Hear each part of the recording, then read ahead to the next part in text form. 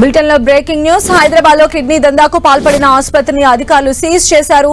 సరూర్ నగర్ లోని అలకనంద ఆసుపత్రిలో గత 6 నెలలుగా కిడ్నీ దందాకు పాల్పడుతున్నట్లు అధికారులు గుర్తించారు. అక్రమంగా ఆపరేషన్లు చేసి డబ్బులు వసూలు చేస్తున్నట్లు తేల్చారు. ఇటీవల ఓ మహిళ ఆపరేషన్ చేస్తూ ఉండగా మృతి చెందినట్లు తెలుస్తోంది. ఆపరేషన్లు చేస్తున్న 2 వైద్యులను అదుపులోకి తీసుకున్న పోలీసులు విచారణ చేపట్టారు. ఈ ఘటనకు సంబంధించిన మరింత సమాచారం మా ప్రతినిధి కిరణ్ అందిస్తారు. కిరణ్.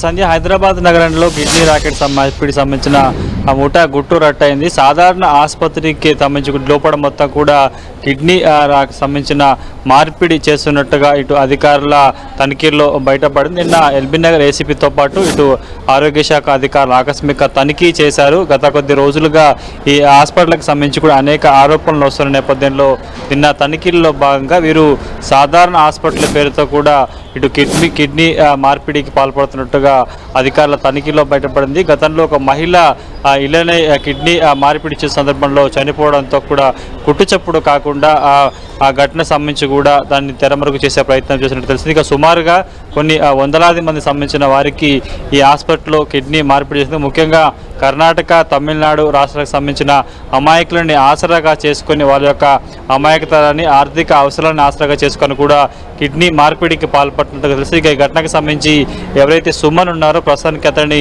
ఆ పోలీసుల అదుపులో తెలుస్తుంది. ఇక నిన్న ఆ పోలీసుల తనిఖీల తర్వాత కూడా హాస్పిటల్ని సీజ్ చేయడం జరిగింది. ఈ సంబంధించి ఇప్పటికే ఇటు తెలంగాణ వైద్య ఆరోగ్య శాఖ కూడా చాలా సీరియస్గా రియాక్ట్ అయింది. ఈ ఘటనకు సంబంధించి కూడా నిజ నిర్ధారణ కమిటీ కూడా వేసింది. ఉస్మానియా హాస్పిటల్కి సంబంధించిన గత ఎవరైతే ఉన్నారో సూపరింటెండెంట్ అతడితో ప్రస్తుతానికి అయితే కమిటీ వేశారు. కొద్దిసేపటి క్రితం వారు హాస్పిటల్ వద్దకు వెళ్ళి కూడా ఘటనకు సంబంధించి కావచ్చు హాస్పిటల్ కి సంబంధించి అంటే అన్ని పర్మిషన్స్ ఉన్నాయా? ఈ కిడ్నీ దందా అనేది అసలు ఈ హాస్పిటల్ ఎప్పటి నుంచి కొనసాగుతుందంటే ఏం చెప్తున్నారు?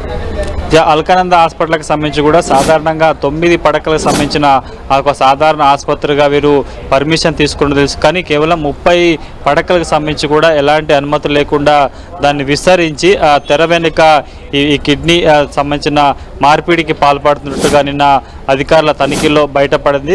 సుమన్ ఈ హాస్పిటల్కి సంబంధించి కూడా గతంలో అనేక ఆరోపణలు ఉన్నాయి. ఈ హాస్పిటల్లో ట్రీట్మెంట్కి వచ్చిన వారి సంబంధించి కూడా కొంత వారి పర్యవేక్షణ లేకపోవడంతో చనిపోతుంది. గతంలో కిడ్నీ మార్పిడికి సంబంధించిన ఘటనలో కూడా ఒక మహిళ చనిపోగా గుట్టు చప్పుడు కాకుండా ఆ ఘటన కూడా కొంత కనుమరుగు చేసే ప్రయత్నం చేసినట్టు తెలుసు. అందులో భాగంగా వరుసగా ఆరోపణల నేపథ్యం కావచ్చు, ఈ ఘటనకు సంబంధించి కూడా స్థానిక వైద్య ఆరోగ్య శాఖ అధికారులు దృష్టి సారించడంతో నిన్న ఆకస్మికంగా తనిఖీలు చేశారు. ఇటు ఈ తనిఖీలలో వైద్య ఆరోగ్య శాఖతో పాటు స్థానిక పోలీసులు, జీహెచ్ఎంసీ అధికారులు కూడా అక్కడికి చేరుకొని హాస్పిటల్కి సంబంధించి లోపల ఏం జరుగుతుందో తెలుసుకున్న తర్వాత కూడా పూర్తి స్థాయిలో ఎలాంటి అనుమతులు లేకుండా కూడా కిడ్నీ మార్పిడికి సంబంధించిన శతశిఖలు చేస్తున్నట్టుగా వారి తనిఖీల్లో బయటపడింది. దీనికి సంబంధించి కూడా అనేక కోణాల్లో దర్యాప్తు చేసింది. ఇప్పటి వరకు ఎంతమందికి ఈ తరహా కిడ్నీ మార్పిడి చేశారన్న కోణంలో కూడా ఇప్పుడు ఉన్నతాధికారులు దర్యాప్తు చేస్తున్నారు.